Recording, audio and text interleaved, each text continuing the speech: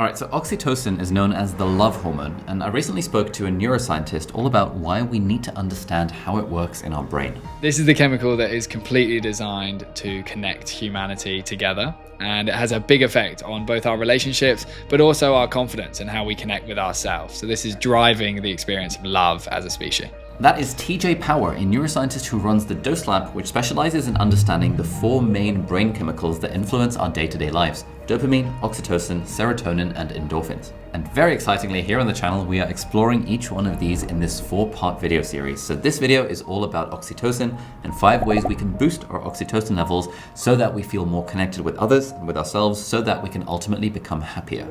Part 1, the law of oxytocin.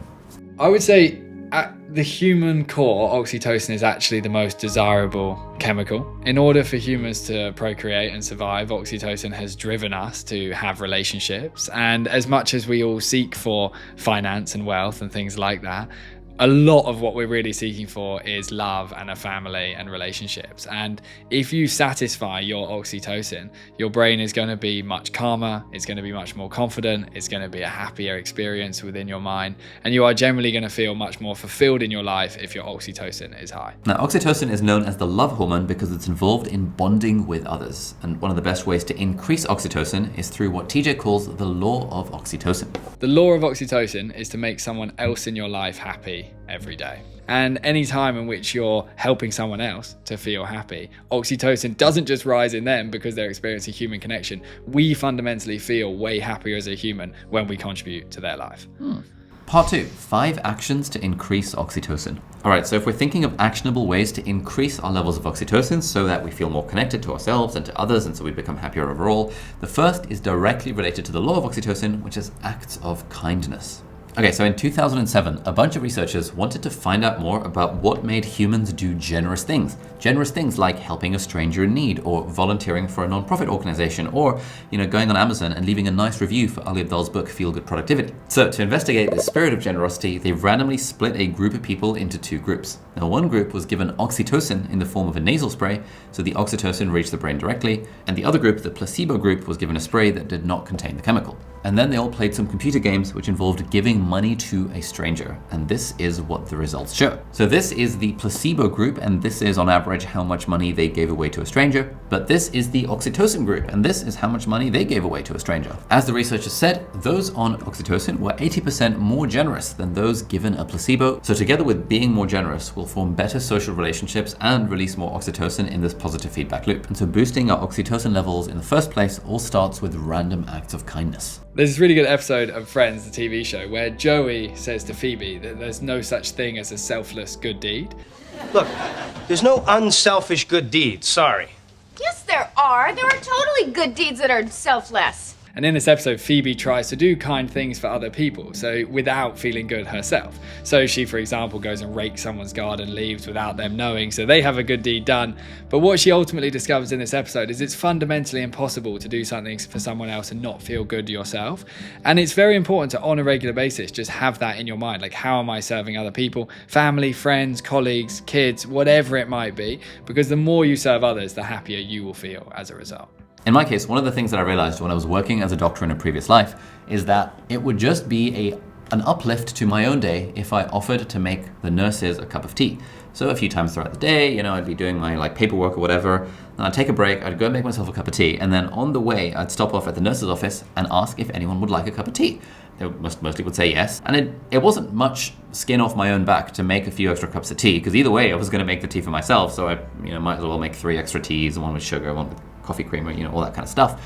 But when I would give the nurses the tea, they would feel really happy, and I would feel really happy as well. I'd be like, oh, I just did a nice thing for someone. It's like, it didn't cost me anything, it was super nice, super easy to do, and I found that it just lifted up my energy and lifted up my mood. So that especially during the dark days of the pandemic, when everything was all miserable and depressing for people who worked in hospitals and everyone else, it was just, it was a real difference in the energy and the approach that I took to my work. This is something I talk about in my book, Feel Good Productivity, basically the idea that is super backed up by science, that if we can do nice things for other people, People are a source of energy, and so we can turn our work into a source of energy by doing these random acts of kindness, or by trying to connect whatever we're doing to the impact it might have on someone else, even if it's something as small as making someone a cup of tea. Okay, so we want to be asking ourselves these two questions. So firstly, at the start of the day, you can ask yourself, what can I do to make someone else happy today? And then at the end of the day, you could ask yourself, what simple contribution have I made today? And this is a way of connecting the stuff that you've done with the impact it has on other people. And in theory, that should boost your oxytocin levels and help you feel happier. By the way, singing with a group of people, or doing exercise with a group of people, or working with a group of people makes whatever you're doing feel much better. And that is where the sponsor of this video comes in, which is actually me, because this video is sponsored by our own product, Productivity Lab. If you're the sort of person who works from home a lot, maybe in your day job, or maybe on your side hustle, or your book project, or your memoir, or your YouTube channel, or whatever, and you find yourself sitting at the computer and then not actually doing the thing that you intended to do, then Productivity Lab is going to be absolutely perfect for you. Essentially, Productivity Lab is an online platform and community of entrepreneurs and creators and professionals, and we all get together and we work together through focus labs. We do reflective workshops each week where you reflect on how your week has gone and set goals and plan your next week. So it sort of serves as an accountability mechanism. And I like to think of it as like CrossFit or Peloton for productivity. You're joining a Zoom co-working session with other people. I join these for 3 hours each morning because I just get way more work done when I'm in a focus lab session, knowing that other people around me on screen virtually are also doing their work. And doing this stuff every day pretty much doubles my productivity. And we've had so many success stories from students in Productivity Lab who've said things like, hey, I've been procrastinating on starting my YouTube channel for ages, and then I joined Focus Lab sessions and now I've actually done it. Or things like, I've spent 5 years planning to make this new iOS app that I've been planning to make, and then I never actually did it, but then I joined a few Focus Lab sessions and now I've built my minimum viable product. And so students in Productivity Lab are getting a lot of good results. There's a link down below. You can check out productivitylab.com and you can see if it's a sort of thing that might be right for you. And who knows, maybe I will see you in one of our co-working sessions, or in one of our reflection workshops, or in one of our planning sessions, or in one of our book clubs, or maybe in one of our in-person meetups as well. Action number 2 is the hug habit. So obviously during the pandemic, we all had these social distancing regulations in place and we couldn't see people in person and we couldn't hug or high five or shake hands. We had to do those weird, elbow bumping-y type situations. And the lack of all these things probably contributed to the unhappiness that we saw a lot during the pandemic, even outside of the health effects of the pandemic. Because, for example, we know that physical touch reduces short-term stress, it improves immune system functioning, and physical touch, like massages, have been found to have a positive impact on depression as well. And there's this interesting survey, the Longing for Touch questionnaire, and they found that during the pandemic, 86% of people desired more physical touch, and then after COVID, that number is still pretty high at around 80%. When I'm on stage, I explain this idea that humans really need physical connection, and I get the entire audience to rate how many hugs they think they're averaging per day.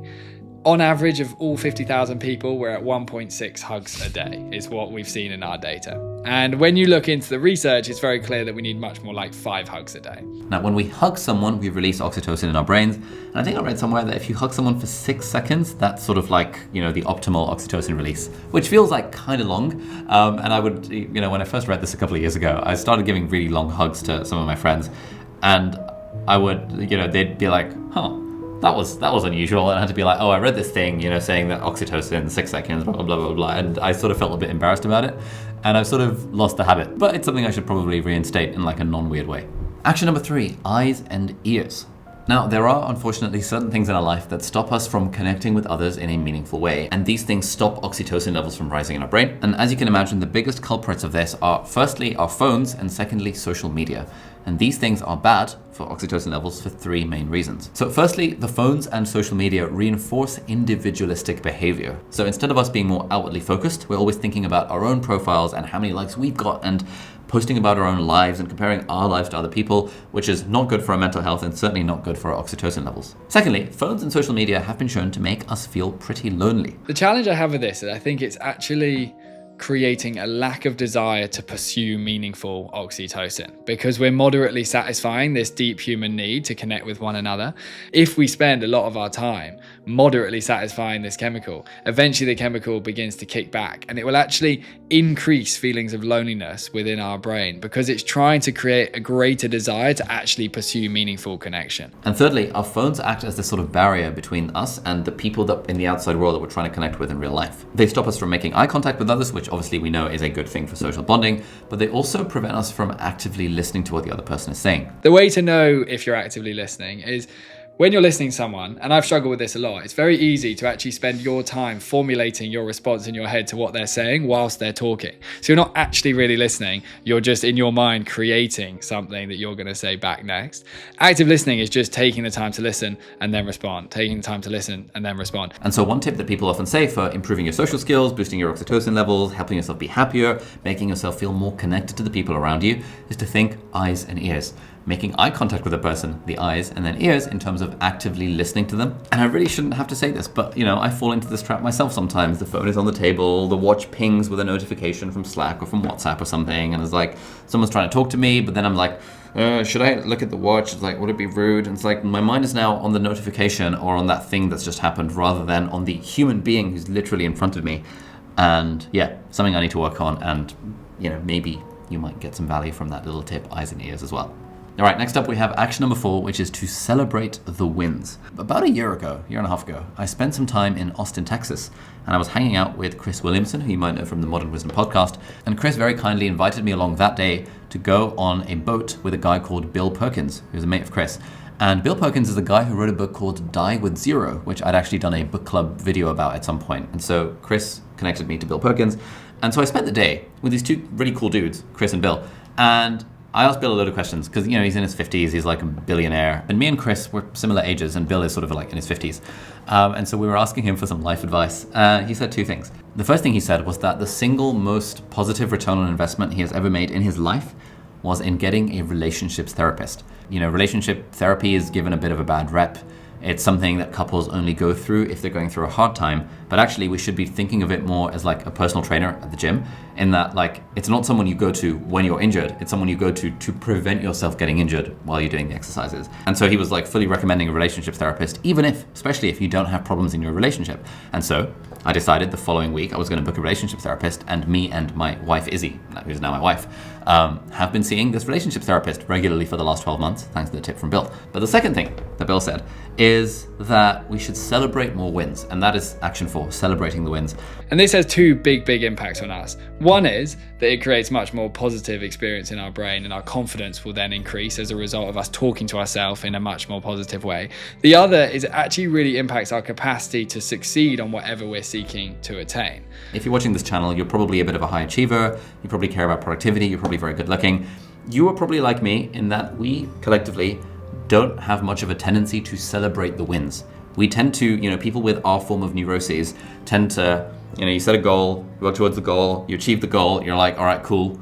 Maybe you give yourself a bit of a thumbs up for 3 seconds, and then it's on to the next thing and on to the next thing, and the hedonic treadmill of goal achievement. And it's all fun. We can enjoy the journey along the way, but the hustliness means that we have a tendency to not celebrate the wins. At least I do. I don't know about you. And so celebrating wins is a key way of keeping up the connection and relationship that we have with ourselves, and also, apparently, according to TJ, of boosting our oxytocin levels. Obviously, there's all the room for constructive criticism and negative feedback and all that kind of stuff, but generally, we want that voice in our head to be kinder to ourselves and to celebrate our own wins, whereas we are often the most mean people to ourselves. Like the way that you probably talk to yourself, you wouldn't talk to any of your friends like that because they wouldn't be friends with you anymore, but we talk to ourselves in that way.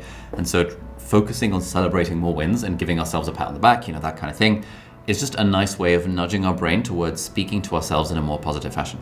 The best thing I can recommend is when you are just about to fall asleep as your last thing at night, you've had your entire day, you simply review your day and you think, what is my primary achievement? It really is important to understand this doesn't need to be a massive thing.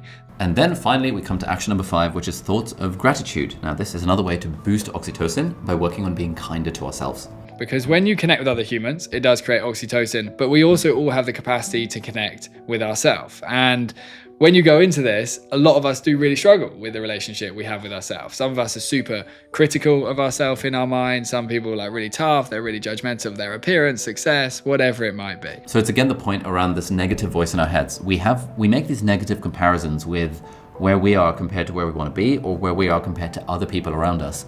And whenever we make those negative comparisons, we are essentially causing ourselves unhappiness. And the opposite of this is gratitude, when we can express and feel and think gratitude for the things that we already have in our lives. I mean, actually, there was a study I read a few years ago, I can't remember where it was, but I found that just doing 5 minutes of gratitude journaling every day, just like writing down things that you're grateful for, had the same impact on your levels of happiness as doubling your salary. So think about your salary. Think about how happy you feel if it was doubled. I now think that you can probably have that same effect according to the study. I don't know how replicable it was, but you get the idea. You can probably have that same effect by just writing down things that you're grateful for. This gratitude journaling is something that I weave into any sort of journaling that I do. I have a sort of morning manifesto, which is a morning thing that I do as part of my productivity system. And part of that is like, what am I grateful for? Which is always a nice thing. And one thing that I've been trying to do, again, on TJ's recommendation, is when I'm brushing my teeth for 2 minutes, I can habit stack that with thinking grateful thoughts of like, oh, I'm grateful for the cup of coffee I've just had. I'm grateful for the fact I'm about to have a shower. I'm grateful for the fact that I have a roof over my head, all of that kind of fun stuff. That's a lot easier to do when you pair it with an existing habit like brushing your teeth, so you might find that to be interesting as well. All right, so I hope you enjoyed that little look into the chemical oxytocin, and if you'd like to see the other videos in the series about dopamine, serotonin, and endorphins, you can find them in a little playlist just for you over here. Thank you so much for watching. Bye-bye.